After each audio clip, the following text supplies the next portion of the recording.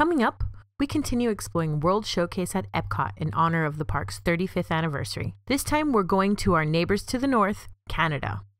This is Beyond the Kingdoms for Sunday, May 21st, 2017.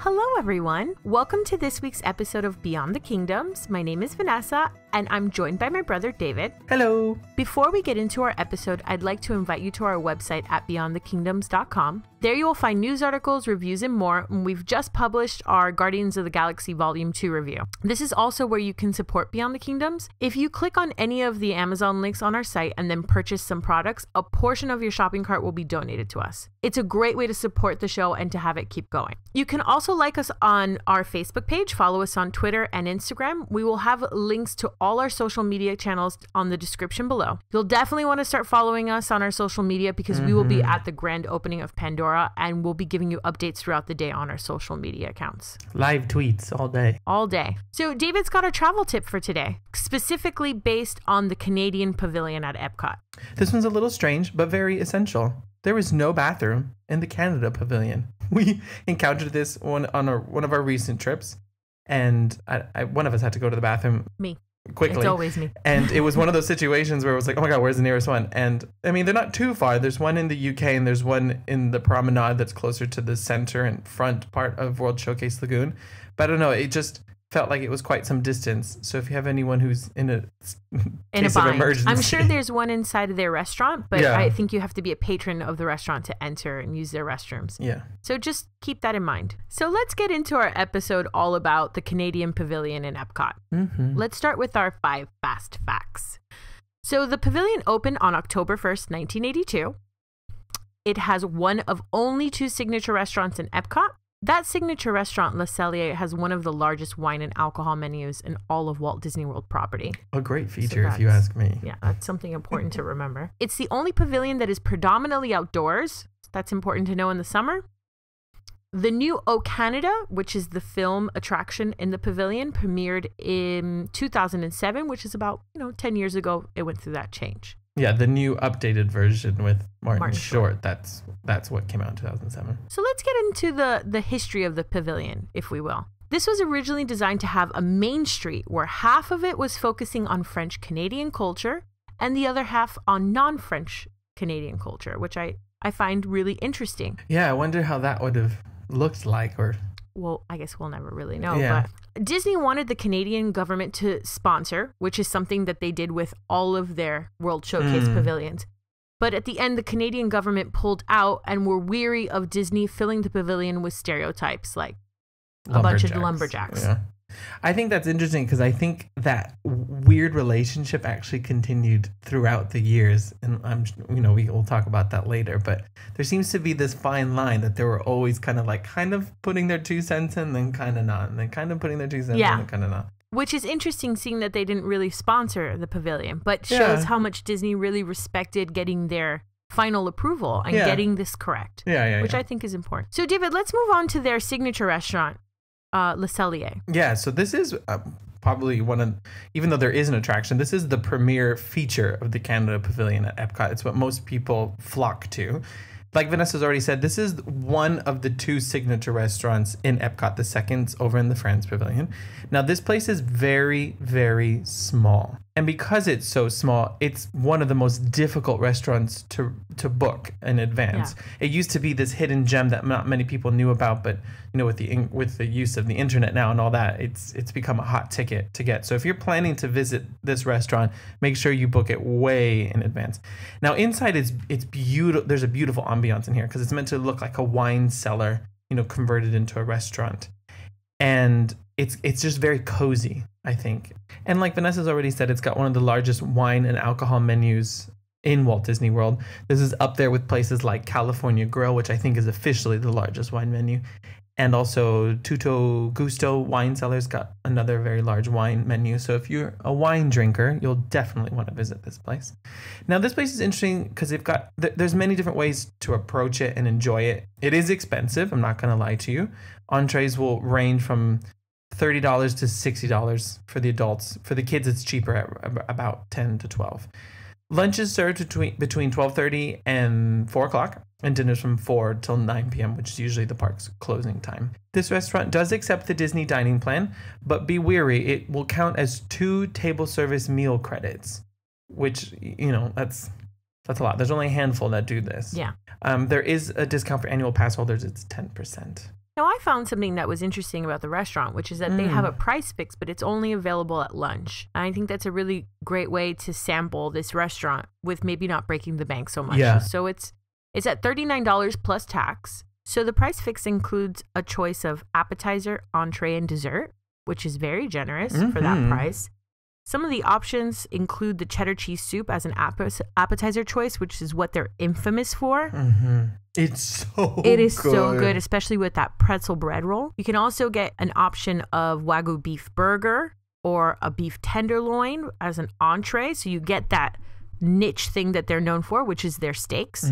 But don't be worried. They have also a chicken and a vegetable option for those people that don't like steak. Dessert? And for dessert, you can get a choice of the maple creme brulee or the chocolate mousse maple leaf. So that seems pretty generous for $39 plus tax. And I think that this is a good way to sample this restaurant. I think another good way to sample this restaurant, which is what we've experienced, is the food and wine booth. They have the soup with the pretzel bread. You can also get a small cut of filet mignon, and they have good pairings with wine. So if you haven't been able to experience this restaurant but want to try the food before maybe diving deep into the price, this is a really good way to do it. Yeah, I think that's something they do really well with that Canada booth during Food and Wine Festival. And I wish they did that more at different booths around World Showcase, like samplings of the real menu. Yeah. Additionally, other enhancements and stuff that you can enjoy at the restaurant when you're going there for dinner is that they have poutine, which is a very famous Canadian dish. It's, French fries with gravy and cheese. Obviously, at this restaurant, Americans have called it disco fries. Oh, right. So for my northeastern friends that call it disco fries, this is the similar, same thing. But they really upscale it at this restaurant. It's like the fancy version. And they have other enhancements, like you can get lobster mac and cheese on the side. I mean, this is a great place for a nice romantic or like special occasion. Yeah, I've just made my reservation for my anniversary here. Good choice. Very excited. So let's get into the design and architecture of the pavilion. And once you enter the pavilion, the first thing you see visually is this beautiful giant chateau on the hill. And it's something you can see throughout all of World Showcase. It's a very stunning building. It's called Hotel de Canada, and it's inspired after Chateau Laurier in Ottawa. Now, I've seen similarities to other chateaus in Canada, especially Quebec City has this one called Chateau Frontenac. And I've seen some sources say that perhaps this is what its inspiration, but it's not. I thought that myself. I was challenging Vanessa when we were doing research, going, I think this is this one, and it officially, according to Disney, is the one in Ottawa. Yes. Inspired by the one in Ottawa. But I can see why a lot of people think that it's the other one, because there are similarities. They were both built in the late 19th century, early 20th century. And they were a part of a series of chateaus that were built by the Canadian railway system to accommodate their guests. So the Pacific Railway, the Trunk Railway, the Canadian National Railway, they all had similar things going on where they wanted to build these chateau-like hotels. So that's why they have the same vibe going on. Well, it's smart because historically, they're clearly expanding the railway system and expanding hospitality kind of combined simultaneously and still reflecting their background. And I think that's really cool. So Chateau Laurier, which is what our Hotel de Canada is based off of, is located in Ottawa, and it opened in April of 1912. So it's not that old. It's not that old. Now, I found this really fascinating about the chateau. It's home of two important Ottawa institutions. So from 1924 to 2004, the 7th and 8th floor of the hotel were the home to the Canadian Broadcasting Corporation. That's really cool. It was their local station for the English and French language radio stations. The hotel also is a landmark because it's meters away from the capital's most important landmarks like Parliament Hill, the National Gallery of Canada, the National War Museum, and the U.S. Embassy. And because of this, the hotel sometimes has been referred to as the third chamber of Parliament because like so many happenings happen there. Politicians meet there. Yeah. Historical things have happened because of this hotel and where it's centrally located, which makes sense why Disney used it as their inspiration. Yeah, because it's got that close ties to the capital. Like, that kind of justifies that whole choice. Now, our version in Epcot is a great example of forced perspective, which is a technique many Imagineers have used in many different locations throughout the parks. Yeah, like predominantly on Main Street. That was when that whole concept was first introduced at Disneyland. The building is actually just 3 stories high, but it appears to be like 7, 8 because it's built on a hill, and because of the way that they do this like trick of the eye, which is the forced perspective technique. Yeah, it's built smaller as it gets higher. That's really fascinating. It's only 3 stories because it does really genuinely feel a lot way bigger than that. This is the sad part that I found. So it used to have a shop inside, La Boutique des Provences, and it's not there anymore. It used to carry, upscale merch. It had the Pavilion's KidCot station, and some point after 2000, it just closed and nothing else opened in there. That's so sad. And it's sad because up there in that little promenade, there's really not much going on other than scenery. Like, it's a beautiful place to see everything, but there's nothing to do up there. I think it's one of the most scenic countries in all of World Showcase, and it's such a bummer that that's not there anymore. I don't even remember that store. I do. When I was doing my research and I would look at pictures, then I was like, oh, I remember this. And can I interject here? Absolutely. The building across the hotel, it's like a little like stone house. That's kind of inspired by architecture that you can see in Halifax in the whole East Coast. And that originally was going to be, the Canadian Tourism Board was going to have like a little station set up there and talking to people about actually visiting Canada. But because of them pulling out, it just became an empty building and it just was never used. So not only do you have the loss of that store, you had another building that never kind of saw its full purpose. And I do encourage you to walk that way because it is so beautiful. It's, to me, one of the biggest tragedies of the Pavilion. Yeah. But moving on. So, David, why don't you talk to us about another very scenic, memorable visual point of this pavilion, which is the totem poles. Yeah, these are really cool because these were there was one originally built back in the 80s, but recently there were 2 new ones installed, and it opened on January 22nd of this year. Now, both the new ones and the old ones were carved by this artist named David Boxley. So David was born in Alaska, but his grandfather, he was raised by his grandparents, and his grandfather was part of the Tsimshian people. These were part of the indigenous people that were originally in Canada way before the Europeans came. I think they've tracked it down that these people had come over from Russia about 15,000 years ago. So he was born in Alaska, and I started to do some research on how, what the kind of pattern of the people, the migration pattern. How that kind of whole thing was affected. Basically, when the Europeans came, the indigenous people, obviously, by being in contact with them, they had gotten diseases that the Europeans brought, and they had killed off 1 in 4 of these people had died. They were exposed to something they were never exposed to. Yeah, so their immune before. system wasn't built for it. And so in the late 1800s, there was 3 main outbreaks of different diseases that happened. And so this caused them to resettle. And they had requested from the American government to be resettled on Annette Island, which is off of Alaska. Mm-hmm. So then it started to make sense to me how this Alaskan-born artist, how his people traced back to the indigenous people. Now David, in the late 1970s is when he started working on this artwork. He used to be a teacher or something, and then devoted his life to producing different totem poles and That's artwork. So cool. And it makes sense because Epcot being built in the 80s, this was kind of at the beginning of his prime of getting into all this. So he designed one of the original ones and the 2 new ones. And what's really cool, that one of the new ones has an eagle at the top. And this one's inspired by an old fable that's one of David's favorites. Mm-hmm. And the story goes that the boy one day is walking along a beach and he sees an eagle trapped in a net. And the eagle's about to die. And he sets him free and essentially saves the eagle's life. And then years later, hunger strikes his tribe. And he goes back to that beach coincidentally. And he encounters, quote unquote, the same eagle. And the eagle's got food, and he takes the food back to his tribe. So it's kind of this sending good karma, getting good karma back story. So it is a beautiful story, and each of the totem poles have different stories tied into them. That's beautiful. Just one. So yeah, that's these 2. That's just a sampling of what these totem because poles. I'm sure if we really got into this, we could do a whole episode. Just I don't based have enough on time. So let's get into some of the shops. Yeah, because they're just outside. The totem poles. Exactly. And one of them has beautiful artwork inside of it as well, which is the trading post has this beautiful mural. It's so visually stunning. Now, it's a store. It's always been a store, but they've just added this small bar. Now, I don't want you to think that you're going to be able to get a seat and get served. It's not like that. Think of it as a bar cart or a drink cart like they have outside, but now it's just inside, so you can enjoy air conditioning, but there's no seating. And they do have samplings of Canadian beer and Canadian ice wine. So people don't know about it because when I went up there was no one there. No one knew it was there. I find it to be empty every time I go up there as well. Yeah.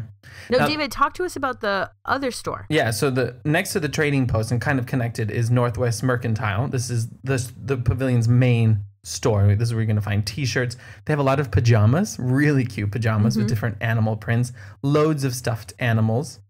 They also had flavored soap, which I thought was quite bizarre. And if someone's Canadian and can explain to me this whole phenomenon, because I saw one that was like a moose spit flavored soap, and I thought this must be some joke that I am not aware of. So Canadians, let us know what this is about. I thought it was interesting. And then obviously there's some snacks. There's loads of maple syrup and different chocolates and candies and all that. It's a really cute store. It is. I like it. Let's move on to the entertainment. So we're going to keep this one simple, because if we got into the history of the entertainment at this pavilion, we'd be here also for a while. Yeah. So currently you have Alberta Bound, which features various fiddle songs and Canadian. I think some classic Canadian patriotic songs they play. Yeah, it is a popular thing to watch. Showtimes usually, there's 5 of them a day, and currently we have shows at 2:15, 3:30, 5, 6:15, and 7:30. For those hardcore fans, this is where Off Kilter used to perform for many, many, many, many, many years. And then they went away, and then they had these lumberjacks, which was kind of, horrible cliche. Then they went away, and now we have Alberta Bound. So it's constantly rotating. They had acrobats for a minute. Yeah, there was a small snippet of time where these acrobats were there, and they left as well. So it is constantly changing, but Alberta Bound has come back a few times, so they're pretty standard. I always see a very big crowd watching them. Yeah, so they're forming a fan following. Yeah. Okay, so let's pan over towards the right of the pavilion, which you'll see these beautiful gardens. Epcot's gardens are called Victoria Gardens. Now, they're inspired by the Bouchard Gardens, which is in British Columbia, located near Victoria, which is where we get our name, Victoria Gardens. That's cool. Now, the backstory on Bouchard Gardens is absolutely beautiful. It's very inspiring. It was founded by the Bouchard family, who were pioneers in the cement industry. Now, they had a home that was located next to their quarry. And once they've completely eliminated all the limestone from this quarry, they just had this empty pit. So the wife decided to bring some topsoil from like nearby farmlands, and they created these beautiful sunken gardens from this empty pit. And throughout the years, they just kept expanding, and they passed it down through the generations. It's currently owned by one of the founders' great-granddaughters. That's nice that it's still in the family. And it's huge. Yeah. It's huge. It has Japanese gardens, Italian gardens, rose garden, waterfall, star pond, children's pavilion. And throughout the year, they have activities like summer, they have concerts, and in the winter, they have Christmas decorations. And it's a big thing to Canadians. Yeah. So this one at Epcot is just like a sliver. It's a sliver, of but what the real thing's Epcot like. Epcot puts a lot of attention into it.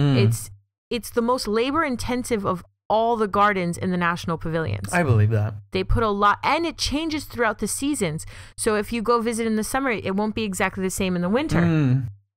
So I found that to be really fitting, seeing that it came from this like grand garden, that they take that much care of it at Epcot, and they really pay that much of attention to detail. If you stand in the front towards the right by the Cellier sign, you'll have a beautiful photograph of the gardens going up into Hotel Canada. Oh, yeah. Hotel du Canada.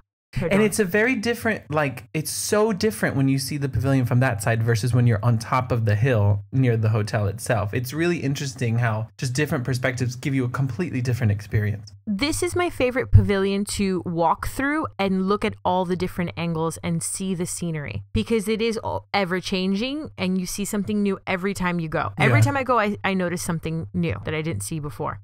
Well, that's a good segue into the exterior of the attraction, the O Canada film, because I love the rock work. on the outside of this. And some research that I did, what I thought was very interesting, and it kind of ties into the importance of the gardens as well, is that Canada is one of the most, it has like the most forested land than almost any other country in the world. And 94% of it is owned or is public forest land. Like 90% is owned by the individual territories and provinces, and then only 4% is owned by the federal government. But still, 94% of their forested land is regulated. They make sure they're protecting it. And I've visited That's the way it should be. Yeah. And I visited mostly the east coast of Canada, like around Halifax and Nova Scotia. And you do just the air. It feels better. It feels cleaner. Yeah, you really do, because they really take pride in their nature. And that's why I'm happy that the Epcot Pavilion really does take the time to showcase exteriors. Even though that rock work is fake, it still is showing you the beauty of it. And then the beauty continues inside when you're watching the O Canada film. This is really cool, underrated Circle Vision film. I love this film.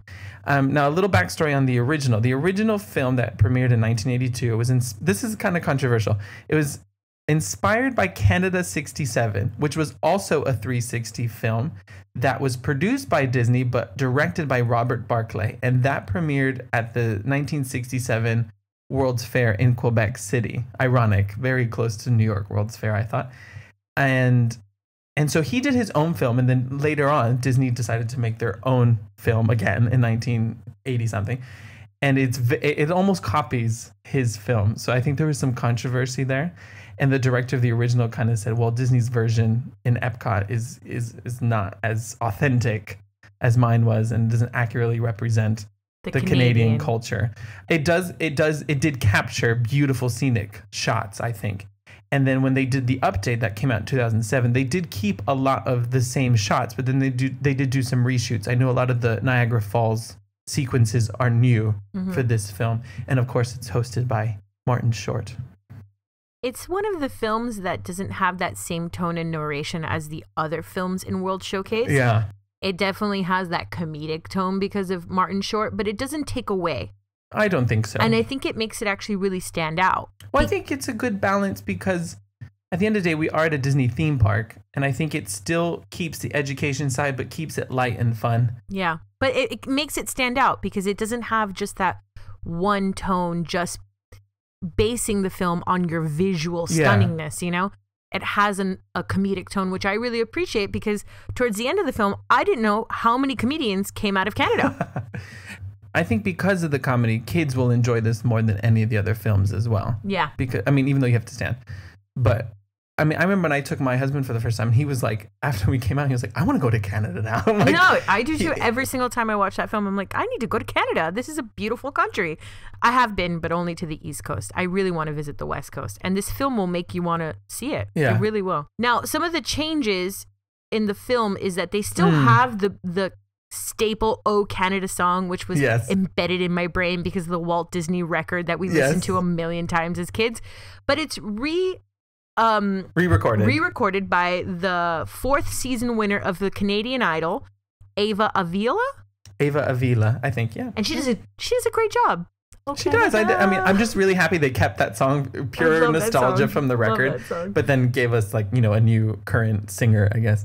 I think I wouldn't say this is the most underrated pavilion. I have that for another one that I'm not going to reveal yet. I think this is the second most I agree. underrated pavilion. I think people skip it so much, and it's such a shame. Because they've done things like takeaway stores, and because of the amount of stuff that's outside.